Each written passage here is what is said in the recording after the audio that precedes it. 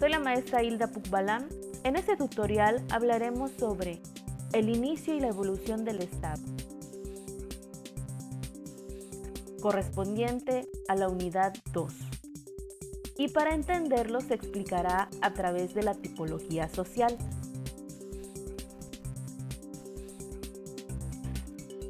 Que desde el punto de vista del poder político, estas se clasifican en sociedades prepolíticas y sociedades políticas.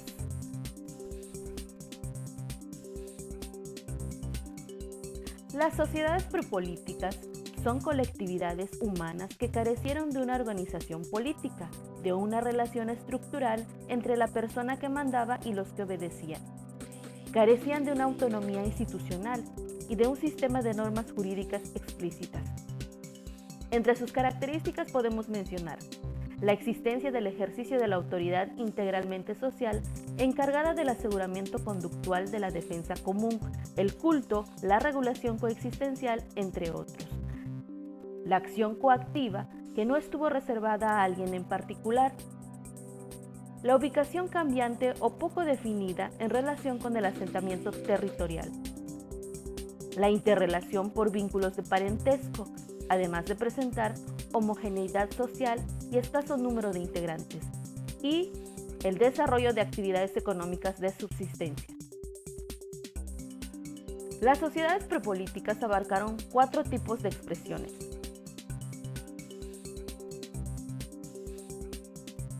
La número 1, la horda, cuya conformación inorgánica espontánea surgió de la necesidad de la conservación de la especie mediante la defensa gregaria nómada y la consecución asociada de medios de subsistencia básicos. 2. El clan.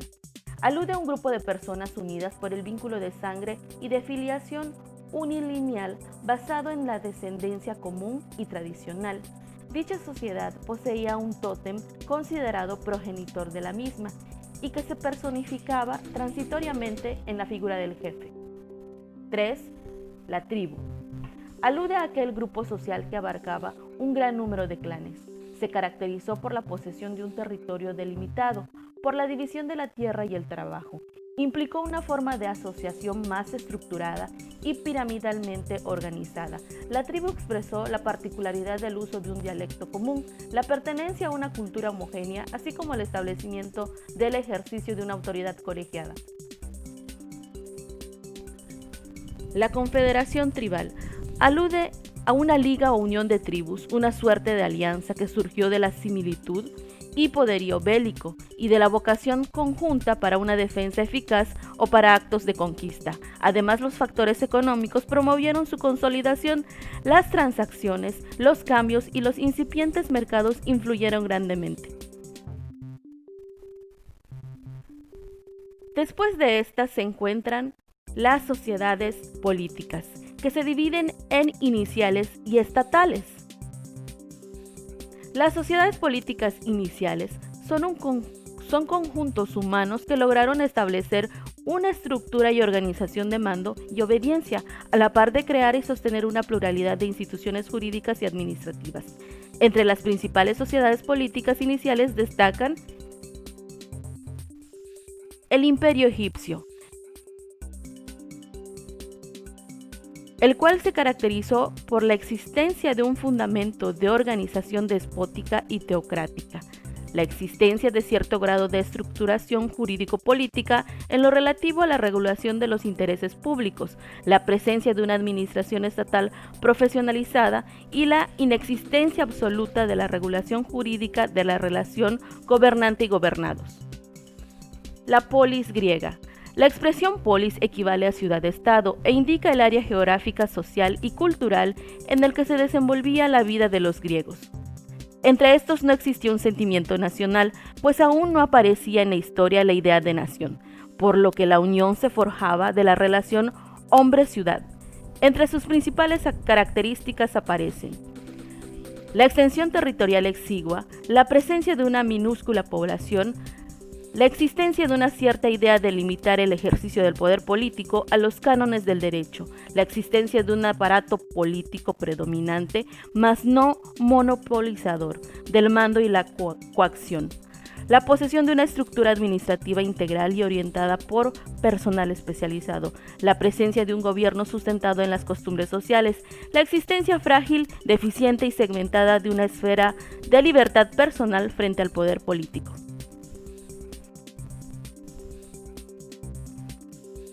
El Imperio Romano, cuya organización política se caracterizó en lo siguiente: la existencia de un gobierno observado como res pública, es decir, como cosa de todos, la creación de la idea de la personalidad jurídica del cuerpo político, así como de la delegación funcional como fundamento del poder, el establecimiento de un trípode orgánico, la potestad tribunicia, el imperio preconsular y el sumo pontificado, la existencia de un vínculo nacional a consecuencia de la aplicación del imperio jurídico del ius sanguinis, la aplicación de los conceptos embrionarios de soberanía e imperio, la consolidación de ciertas estructuras jurídicas e interrelación reglada entre gobernante y gobernados, y la Edad Media. En dicho periodo de la historia, el contenido del poder político estaba muy limitado. Sin embargo, prevaleció la existencia de un grado muy grande de reparto del poder, es decir, una sociedad poliárquica. Dicha modalidad se caracterizó por una pirámide trunca, con sucesivos encadenamientos de lealtades, pero no encuentran un vértice de confluencia. Entre sus principales características aparecen las siguientes: la existencia de un poder político disperso y fragmentado, la existencia de una influencia política determinante por la Iglesia Católica, la existencia de una nobleza con capacidad de acción política por la cual incluso podía expresarse a través de entes representativos. Después de las sociedades políticas iniciales surgieron las sociedades políticas estatales, las cuales se caracterizan por la palabra Estado, que fue acuñada por el político e historiador Nicolás Maquiavelo, quien entendió que las organizaciones políticas de su época podían resumirse en dicho vocablo. ¿Cuántos estados, cuántas denominaciones ejercieron y ejercen control soberano sobre los hombres? Fueron y son repúblicas y principados. La acepción acuñada por Nicolás Maquiavelo, stato, deriva de la no utilizada voz latina status, que aludía a la constitución o condición de algo resguardado por una autoridad unívoca. Abreviado, dicho término aparece como la definición de un orden político resguardado por una autoridad única que comprende una pluralidad de formas de gobierno. Tal sociedad política se dio por los siguientes acontecimientos: las pugnas políticas entre los poderes externos existentes en el medioevo, esto es, entre la Iglesia y el imperio o la monarquía, las pugnas internas entre el emperador o el rey y los señores feudales, la formación de las comunidades nacionales asentadas firmemente sobre porciones específicas del territorio. El Renacimiento formalizará una sociedad política que irrumpirá contra una modalidad estructural y organizativa débil y limitada, y contra un ejercicio del poder repartido. Los instrumentos de dicho poder serán milicias permanentes y profesionalizadas, la burocracia piramidal y extendida a lo largo y ancho del territorio, así como la existencia del orden jurídico absorbente y plenario. Entonces, podemos definir que las sociedades políticas estatales son colectividades que aparecen como consecuencia del proceso de una mayor y mejor delimitación territorial y poblacional. En estas colectividades emergieron tres instituciones básicas. Número 1, el fisco. Número 2, la fuerza armada. Y número 3, el fomento de las obras públicas.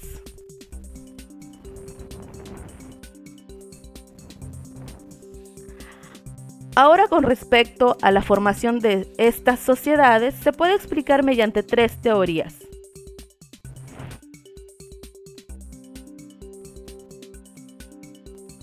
La primera teoría, la formación consensuada. la cual plantea su aparición como resultado de una convención humana, para asociarse políticamente para la consecución de fines compartidos y permanentes. Por ejemplo, Thomas Hobbes plantea la aparición del cuerpo político como respuesta a la necesidad de someter y refrenar los instintos arbitrarios de los hombres, lo cual consagra una amenaza contra la integración y supervivencia de la sociedad. Y Jean-Jacques Rousseau plantea la aparición del cuerpo político como expresión de voluntad libre de los hombres de ceder parte de su soberanía personal a efectos de concretar democráticamente las expectativas comunes de bienestar, autodeterminación en sociedad, seguridad y justicia. La segunda teoría, la formación determinista, plantea que el instinto gregario y paulatino proceso de evolución en las relaciones coexistenciales genera inevitablemente la constitución de la sociedad política. Por ejemplo, Herbert Spencer plantea la aparición del cuerpo político como respuesta organicista o evolucionista de un proceso natural y propio, el cual es análogo a lo que acontece en el mundo animal y vegetal, en donde se nace, se crece y se perece. Karl Marx y Federico Engels plantean la aparición del cuerpo político como respuesta al control de una clase social dominante, en aras de disponer la organización de la sociedad y la actividad económica de conformidad con sus específicos y concretos intereses. Y la tercera teoría, la formación binaria. Esa teoría plantea que la sociedad política es la consecuencia de la conjunción de dos factores. Un factor de naturaleza política surgido del instinto gregario y la irremisibilidad de la necesidad de la presencia de una autoridad política en el seno de la colectividad. Un factor de naturaleza cultural, consecuencia de las experiencias de coexistencia social que promueven una forma superior de organización político-jurídica. Como consecuencia de la conjunción de ambos factores, se elige aquella forma de vida organizada en donde se tejen las relaciones, competencias y derechos derivados de la condición de gobernantes y gobernados. Ahora hablaremos de los componentes de esta sociedad política estatal, la cual requiere necesariamente de tres componentes. El primero, el pueblo, que es la presencia de un grupo humano vinculado y compenetrado con la realización y verificación práctica de intereses comunes, entre los que figuraba de modo invariable su propio mantenimiento y preservación. Número 2, el poder político. El poder, que es la presencia de un aparato de gobierno que canaliza la energía social en pro de la realización y verificación práctica de intereses comunes. Y el tercero, el territorio, que es la presencia del asentamiento humano y su capacidad de disposición privativa dentro de un área geográfica más o menos precisa. Entre los factores y requisitos que intervienen de manera imprescindible en la formación y mantenimiento de la sociedad política, pueden mencionarse los 5 siguientes.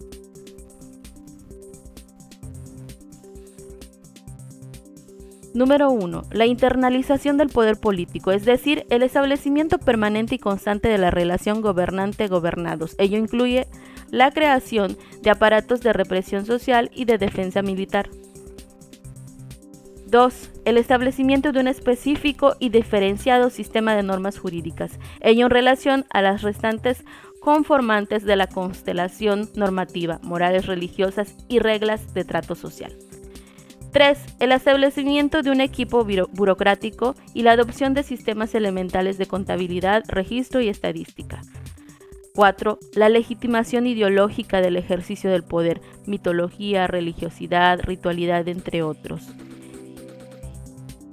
5. El control de los excedentes de producción a través del reparto de la riqueza, la organización laboral, el manejo de la tecnología, entre otros.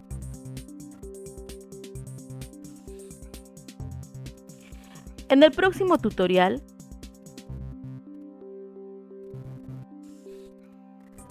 hablaremos sobre el concepto de Estado.